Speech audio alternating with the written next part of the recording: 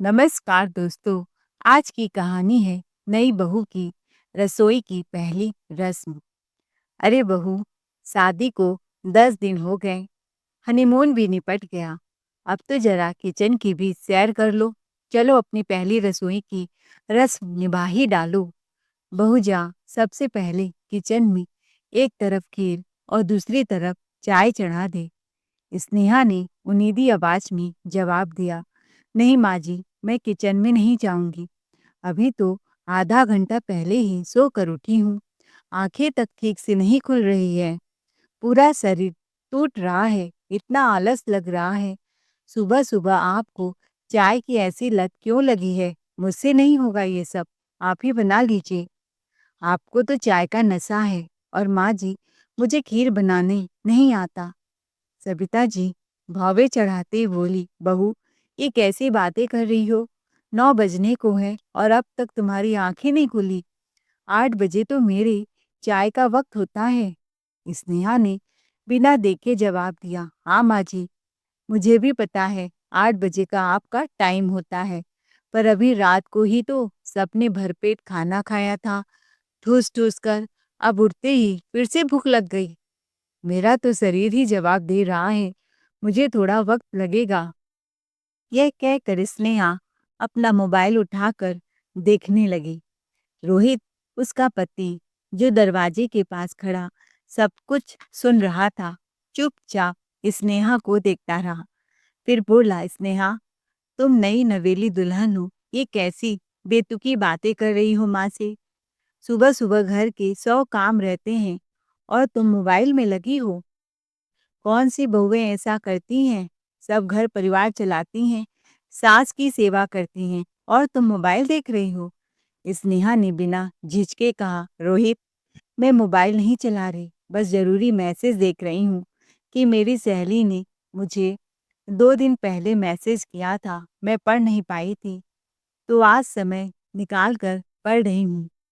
सुबह सुबह उठते ही काम नहीं हो पाता है मुझसे, और अगर एक बार किचन का रस्म पूरा किया तो पूरी जिंदगी यह रस्म मुझे ही निभाना पड़ेगा। रोहित का गुस्सा बढ़ गया। वह बोला, अच्छा, काम नहीं होता, लेकिन मोबाइल चलाने में कोई दिक्कत नहीं होती। उसे चलाते वक्त तो आंखें पूरी खुली की खुली रहती है तुम्हारी। स्नेहा चुप रही, सिर झुकाकर मोबाइल में डूबी रही। रोहित ने गहरी सांस ली, कुछ न कहा और कमरे से बाहर निकल गया। वह हॉल में आकर चुपचाप सबिता जी के पास बैठ गया। तो सबिता जी ने कहा, बेटा, देखा, तुमने सुना? अभी 2 दिन ही नहीं हुए इसकी शादी को, और यह कैसे मुझसे जुबान लड़ा रही है तेरी बीबी। क्या गलत बोल दिया मैंने? चाय ही तो मांगा था और खीर बनाने को बोला था। कितना सुनाया है, और अभी 9 बज गए हैं, कमरे से बाहर नहीं निकली। अगर अब मैं कुछ कहूंगी तो खराब हो जाऊंगी। ऐसे ही बहुएं सास ननद को बदनाम करती है ना। माँ की बात सुन। रोहित ने कहा, हाँ माँ, देखा भी और सुना भी, और उसे समझाया भी। लेकिन मुझे क्या लगता है ना, कि वह अभी नई नई आई है इस घर में। मायके में लड़कियों को कोई जिम्मेदारी तो होती नहीं, इसीलिए उसे काम करने की आदत नहीं है। हमें थोड़ा टाइम देना पड़ेगा, समझाना पड़ेगा उसे। आपको तो पता ही है, उसके मायके में नौकर चाकर भरे हैं, काम करने की आदत है नहीं उसकी। हो सकता है धीरे धीरे हमारे माहौल में ढल जाए। रोहित की बात सुन सविता जी शांत रही। उन्हें भी लगने लगा कि शायद स्नेहा को समय देना ही ठीक है। माहौल का असर तो होता ही है। अचानक से मायके की एक बेफिक्र लड़की ससुराल में आकर एक संस्कारी कामकाजी बहू नहीं बन सकती। टाइम लगेगा बस। यही सोच सबिता जी किचन में जाकर खुद ही चाय नाश्ता बनाने लगी। तभी सविता जी का छोटा बेटा पंकज भी आ गया और माँ को चाय नाश्ता बनाता हुआ देख बोला, माँ, आप चाय क्यों बना रही हैं? भाभी कहाँ है? भाभी के होते हुए आप चाय बना रही हैं? आज उनकी रसोई की पहली रस्म है ना। वह तो अपने हनीमून से लौट आई हैं, फिर भी आप ही काम करोगी? सविता जी कुछ बोले तब तक स्नेहा खुद बाहर आ गई और पंकज से बोली, क्यों पंकज? माँ जी, चाय क्यों नहीं बना सकती हैं? भाभी क्या नौकरानी बनकर आई है इस घर में? जब 2 दिन पहले मैं नहीं आई थी, तब घर में चाय कौन बनाता था? माँ जी ही बनाती थी ना। तब तो माँ पर प्यार नहीं आ रहा था। आज मुझे देखते ही बड़ी माँ की चिंता हो रही है तुम्हें। अचानक से भाभी को ऐसे सामने आकर बोलता देख पंकज घबरा गया और फिर बोला, भाभी वह तो ठीक है, माँ की मजबूरी रहती है, लेकिन जब बहू आ गई तो फिर भी क्या पंकज? वो इंसान ही होती है क्या? और माँ जी कौन सा मेरे लिए या मेरे मायके वालों के लिए काम कर रही हैं? अपने ही पति और अपने ही बच्चों के लिए तो कर रही हैं ना। एक मैं ही तो नई आई हूँ इस घर में। जहाँ 4 कप बना सकती हैं, वहाँ 1 कप और नहीं बना सकती हैं क्या? स्नेहा ने भौवे चढ़ाते हुए ताने के लहजे में कहा, अरे देवर जी, भाभी, अब माँ की उम्र हो गई है, सारी उम्र तो उन्होंने किचन में ही निकाल दी। अब भी वहीं पीसती रहेंगी क्या? उनके घुटनों में दर्द रहता है, तो फिर आप किस लिए आई हो इस घर में? वह हल्की हंसी के साथ आगे बोली, वाह देवर जी, बहुएं क्या सिर्फ चूल्हे चौकी की मशीन होती हैं? मैं सास के आगे पीछे घूमती रहूं, यही काम बचा है क्या मेरा? अजीब बात है, जैसे ही बहू घर में कदम रखे, सासू माँ को अचानक सिर, पैर और कमर सब जगह दर्द शुरू हो जाता है। स्नेहा ने व्यंग भरी मुस्कान के साथ कहा, कल तक तो माँ जी फुर्तीली हिरनी की तरह पूरे मोहल्ले में घूम रही थी, और अब देखो बहू आई नहीं कि माँ जी को बुढ़ापा चढ़ गया। मुझसे एक काम की भी उम्मीद मत करना। सिर्फ शादी होते ही सारी जिम्मेदारियां बहू के सिर पर डाल देना आसान है, लेकिन माँ तो आपकी भी है देवर जी। थोड़ा आप भी बेटा बनकर दिखाइए, करिए उनकी सेवा। स्नेहा की बात सुन जैसे ही पंकज गुस्से में कुछ बोलने वाला था, सविता जी ने उसका हाथ पकड़कर दबा दिया और इशारों से चुप रहने के लिए कहा। पंकज गुस्से में जाकर हॉल में बैठ गया और सविता जी ने सोचा कि कुछ दिन स्नेहा को टाइम और मौका दें, समझाएं। हो सकता है कि वह धीरे धीरे सब समझ जाए। सास को काम करता देख भी स्नेहा के मन में जरा भी दया नहीं आती कि वह आकर सविता जी का हाथ बटा दे। एक दिन सविता जी स्नेहा को खाने पर बुलाने उसके कमरे की ओर गई। जैसे ही उन्होंने दरवाजा खोला, सामने का नजारा देखकर ठिठक गई। स्नेहा बिस्तर पर आराम से लेटी हुई थी और मोबाइल स्पीकर पर अपनी माँ से बातें कर रही थी। उसकी हंसी ठिठोली और शिकायतों की आवाज कमरे में गूंज रही थी। स्नेहा अपनी बातों में इतनी मग्न थी कि उसे पता ही नहीं चला कि सास दरवाजे पर खड़ी सब सुन रही है। वह कह रही थी, माँ, इस घर के लोगों को बहू नहीं चाहिए, नौकरानी चाहिए, मुफ्त की। सब चाहते हैं कि मैं सुबह सुबह उठकर उनके लिए चाय बनाऊं, झाड़ू पोछा करूं, बर्तन मांजूं और कपड़े तक धोऊं। इतने गंदे गंदे काम करूं। आप तो जानती हैं ना, मैंने जिंदगी में कभी ऐसे काम नहीं किए। मैंने साफ साफ कह दिया कि मैं किचन में कदम नहीं रखूंगी, एक चम्मच तक नहीं उठाने वाली मैं। मेरे बस की बात नहीं है ये सब। जिस तरह आप अपने घर को संभालती आई हैं, उसी तरह आगे भी संभाल ले। माँ, मैंने ठीक किया ना? सविता जी की आंखें हैरानी से फैल गई। उन्हें लगा अब स्नेहा की माँ उसे डांटेगी, समझाएगी कि ससुराल का आदर करना चाहिए। पर जो उन्होंने आगे सुना, उसने उनके पैरों तले की जमीन खिसका दी। स्नेहा की माँ ने कहा, बहुत अच्छा किया बेटा, तुमने बहुत ही अच्छा किया। कैसी तुम्हारी सास है, जरा भी समझ नहीं है उनके अंदर कि नई नई दुल्हन है, 2-4 महीने 6 महीने जरा उसे अपने पति के साथ खेलने खाने दे। नहीं, बस शादी के अगले ही दिन किचन में घुसा देती हैं। समझ में नहीं आता, यह किचन में बहू न जाए तो काम नहीं चलेगा क्या? जैसे आज तक घर चलाई हैं, आगे नहीं चला सकते। बहू को देखकर बूढ़ी हो गई? अभी तेरे हाथों की मेहंदी का रंग भी नहीं उतरा और तुझे काम करवाने लगी। ये तो हद है। यह नहीं कि टिकट बुक करके बहू को हनीमून पर दोबारा भेज दे। बस किचन की बागडोर तेरे कंधों पर डालना चाहती है। बेटा, कोई जरूरत नहीं है किचन में काम करने की। अभी से नखरे दिखाओगी तो सब तेरी मुट्ठी में रहेंगे। सविता जी स्नेहा और उसकी माँ की बातें सुनकर स्तब्ध रह गईं। दोनों माँ बेटी के लहजे और शब्दों ने उन्हें भीतर तक झकझोर दिया। चुपचाप वे कमरे से लौट आई। चेहरे पर गहरा सन्नाटा था और मन में केवल निराशा थी। बहुत देर तक वे सोचती रहीं कि इस बात का जिक्र रोहित से करे या नहीं।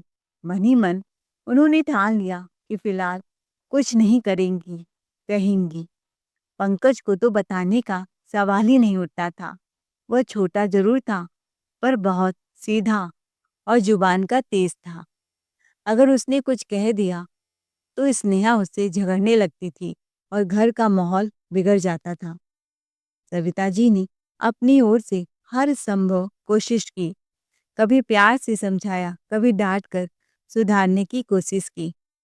उन्होंने चाहा कि स्नेहा घर गृहस्थी की जिम्मेदारी को अच्छी तरह समझे, परिवार का हिस्सा बने, पर हर बार नतीजा वही रहा, निराशा। स्नेहा ने अब तो हद ही कर दी। वह अक्सर अपनी सहेलियों को घर पर बुलाने लगी। दिन भर हंसी ठिठोली और मौज मस्ती में डूबी रहती। सहेलियों के सामने वह अपने को किसी रानी से कम नहीं समझती थी। तरह तरह के व्यंजन, सारा काम सविता जी से करवाती और उनकी खातिरदारी की पूरी जिम्मेदारी सविता जी पर थोप देती। पंकज अगर कभी कुछ कह देता तो स्नेहा बिना सोचे समझे उसी की बेइज्जती करने लगती। वह अपनी सहेलियों के सामने उसे जमकर सुनाती, यहाँ तक कि सास सविता जी पर भी ताने कस देती और उनका अपमान करने में जरा भी संकोच नहीं करती। इन सब से घर का माहौल अशांत रहता था। इन छोटी छोटी तकरारों ने घर की शांति छीन ली थी। हंसी की जगह ताने गुजने लगे थे और सुकून की जगह हर कोने में खींचातानी बस गई थी। सविता जी की हर कोशिश बेकार रही। सविता जी मन ही मन सोचने लगी, हर बार सास या ननद ही गलत नहीं होती। कभी कभी बहू का व्यवहार ही ऐसा होता है कि इंसान को मजबूरन सख्त बनना पड़ता है। कुछ हालात बहू खुद पैदा करती है जिनमें सास को कठोर बनना ही पड़ता है। कई बार तो बहू अपनी हरकतों से सास को बेकार दिखाने पर उतारू हो जाती हैं। उन्होंने अपनी तरफ से स्नेहा को समझाने की हर कोशिश की थी, प्यार से, तर्क से और कभी-कभी डांट डपट से भी, पर स्नेहा पर कोई असर नहीं हुआ। वह हर रोज आराम से 9 बजे उठती, फिर मोबाइल में डूबी रहती, आंखें ठीक 10 बजे तक खुलती। आखिरकार बहुत सोच विचार के बाद सविता जी ने एक दिन रोहित को सब कुछ बता दिया। माँ बेटी की फोन की सारी बातें, स्नेहा का रवैया, सब कुछ सुनकर रोहित ने गंभीर आवाज में कहा, माँ, अभी वक्त है। अगर समय रहते हाथ पकड़ लिया तो सब संभल जाएगा, लेकिन अगर अभी ही हार मान ली तो हालात हाथ से निकल जाएंगे। सीधी बात है माँ, अगर आप हमेशा दबती रही तो सामने वाला दबाता ही रहेगा। जितना समझाना था उतना कर लिया, अब फैसला आपका है माँ। आप इस घर की बड़ी हैं, बुजुर्ग हैं। जो ठीक लगे मुझे। बस अपने घर में शांति चाहिए। मुझे घर चाहिए, कोई मनमानी करती पत्नी नहीं। आप वही करें। रोहित के शब्दों ने सविता जी के मन में जैसे आग लगा दी। उन्होंने मन ही मन ठान लिया, अब बहुत हुआ।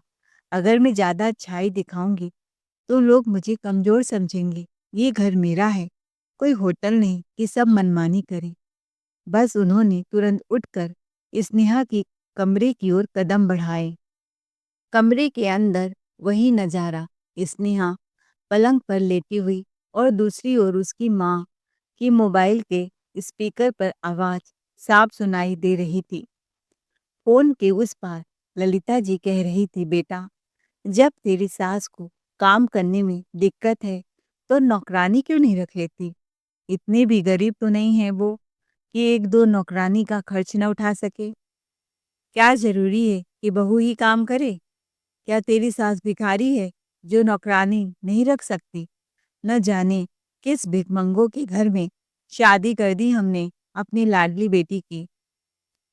इतना सुनना था कि सविता जी के अंदर का ज्वालामुखी फट पड़ा, चेहरा लाल पड़ गया, आंखों में आग लग गई। बिना कुछ बोले वे पलटी और कमरे से बाहर निकल आई। मन ही मन ठान चुकी थी कि अब बहू और उसकी माँ ललिता को सब सबक सिखाकर ही दम लूंगी। दूसरे दिन सविता जी ने घर में एक नहीं, दो नहीं, पूरे 3-3 नौकरानियां रख ली थी। एक नौकरानी रसोई में सारा काम संभालती, दूसरी झाड़ू पोछा करती, बर्तन मांजती और पूरा घर चमका कर रखती, और तीसरी कपड़े धोती, आयरन करती, बाथरूम वगैरह साफ करती। स्नेहा अपने पैरों की मसाज करवाती, बालों की कंघी करवाती। सब काम करना उसने बंद कर दिया। यह देखकर स्नेहा के चेहरे पर खुशी की लहर दौड़ गई। उसे लगा मानो उसके दिन फिर गए हों। अब न उसे जल्दी उठने की चिंता थी, न घर के कामों की कोई परेशानी थी। वह तो दिन भर अपने कमरे में सजी सवरी बैठी रहती, कभी पार्टियों में चली जाती और मौज मस्ती में खोई रहती। देर रात तक टीवी सीरीज का मजा लेती। पंकज और रोहित माँ के बदले हुए तेवर देखकर एकदम हक्के बक्के रह गए। उन्हें समझ ही नहीं आ रहा था कि माँ के मन में आके चल क्या रहा है। पर दोनों भाई ये बात अच्छे से जानते थे कि माँ का हर फैसला सोच समझ कर लिया गया होता है। इसीलिए उन्होंने चुप्पी साध ली, न कोई सवाल किया, न कोई विरोध। पर स्नेहा अब रोज देर से उठती, बिल्कुल बेफिक्र होकर दिन बिताती थी। 2 से 4 महीने बीत गए इसी तरह। तभी काम वाली ने अपनी तनख्वाह मांगी। सविता जी ने बिना कुछ बोले काम वाली बाई को स्नेहा के मायके भेज दिया। उसी वक्त ललिता जी अपनी किटी पार्टी की सहेलियों के साथ जश्न में डूबी हुई थी। महंगे गिलासों में झिलमिलाती ड्रिंक्स ठहाकों की गूंज थी। उन्हें क्या खबर थी कि उनकी एक बात ने उनकी ही जिंदगी में तूफान लाकर खड़ा कर दिया है। तीनों नौकरानियों ने ललिता जी से कुल मिलाकर 1 लाख रुपए की मांग की, तो जैसे उनके पैरों तले जमीन खिसक गई। आंखों में हैरानी और गुस्सा भरकर ललिता जी सीधे समधन के घर मतलब स्नेहा के घर पहुंच गई। दरवाजा खोलते ही बोली, वाह समधन जी, आप तो निकली बहुत चालाक। नौकरानी आपने रखी और पैसे हमारे सिर मर दिए। भला ये कोई शराफत है? हमने तो सोचा था आप किसी खानदानी और शरीफ घराने से हैं, पर आपने तो हमारी सोच ही बदल दी। शर्म आनी चाहिए समधन जी। नौकरानी आपने रखी और उसका पगार हम दे, ये कौन सा नया रिवाज है भला? आप इतनी घटिया हरकत कैसे कर सकती हैं? जब आपकी औकात ही नहीं थी नौकरानी रखने की, तो नौकरानी क्यों रखा? स्नेहा भी कमरे से आकर बोली, आपने मेरी मम्मी से नौकरानी का पगार मांग कर मेरी तो नाक कटवा दी। मैंने आज तक ससुराल की कोई भी बात मायके में जिक्र तक नहीं किया, लेकिन आपने तो सबके सामने मेरी इज्जत ही मिट्टी में मिला दी। सविता जी तुरंत बीच में बोली, बहू तुम तो चुप ही रह जाओ तो बेहतर है। कितनी मासूम बनती फिरती हो, पर मैं सब जानती हूँ। घर में कौन क्या करता है, मुझसे कुछ छिपा नहीं है। बस इतना सुनते ही सविता जी गुस्से में बोली, बहन जी नहीं, आपने जब अपनी बेटी की शादी की थी तब हमारी औकात नहीं देखी थी क्या? हम आपके दरवाजे पर नहीं गए थे, आप हमारे दरवाजे पर आई थी। और रही बात नौकरानी की, तो रख लिया एक नहीं 3-3 नौकरानियां आपकी बेटी के लिए। लेकिन हर महीने के पैसे आप भेजेंगी। हर महीने नौकरानी जितना पैसा मांगेगी आपको देना पड़ेगा, क्योंकि आपकी बेटी के आराम के लिए नौकरानियां रखा है, मेरे लिए नहीं। हम भिखारी लोग हैं, जिनकी औकात नौकरानी रखने की नहीं होती। तो लीजिए, आपने ही रखवा दी, और जब पगार की बारी आई, तो ज़रा अपनी मेहरबानी दिखाइए ना। आखिर खानदानी रईस लोग हैं आप, पैसे वाले हैं। बोलिए, मंज़ूर है आपको? सविता जी की बात सुन स्नेहा की माँ ललिता जी ने कहा, बहन जी, ये कैसी बातें कर रही हैं? आप नौकर रखेंगी, आपके घर के पैसे मैं दूंगी। ये आपके घर का मामला है ना, आप देखो, आप पैसे दे दो। इतना सुनना था कि सविता जी की त्योरियां चढ़ गई। वे ठंडे मगर तिलमिलाए स्वर में बोली, बहन जी, जब ये मेरा घर है तो दखल देने वाली आप कौन होती हैं? नौकर रखने की सलाह देने वाली आप कौन होती हैं? क्या हर बात में मैं अपनी बेटी को भड़काना जरूरी है? छोटी बात में अपनी बेटी को चढ़ाना जरूरी है क्या? बड़ी बड़ी बातें करना तो बेटी को सिखा दिया, लेकिन घर गृहस्थी के बारे में कुछ नहीं सिखाया आपने। नए नए कपड़े पहनना, लाली लिपस्टिक लगाना, मेकअप करना तो सिखा दिया, पर चूल्हा चौका करना सिखाना भूल गई। क्यों? फोन पर उसे अपने ही ससुराल के खिलाफ भड़काती हैं। तू कोई काम मत कर, आराम से रह, नौकर रख ले। तेरी सास की औकात नहीं। ऐसे अपशब्द बातें क्यों बोलती हैं अपनी बेटी से? ललिता जी तैस में बोली, देखिए सविता जी, मेरी बेटी है वो, उसका सुख दुख मैं नहीं सुनूंगी तो कौन सुनेगा? सविता जी हल्की मुस्कान के साथ बोली, अरे वाह, 4 दिन हुए शादी को और अभी से सुख दुख भी शुरू हो गए। बहन जी, अभी तो नए घर की दहलीज की मिट्टी भी नहीं सूखी और बिटिया को दुख दिखने लगा।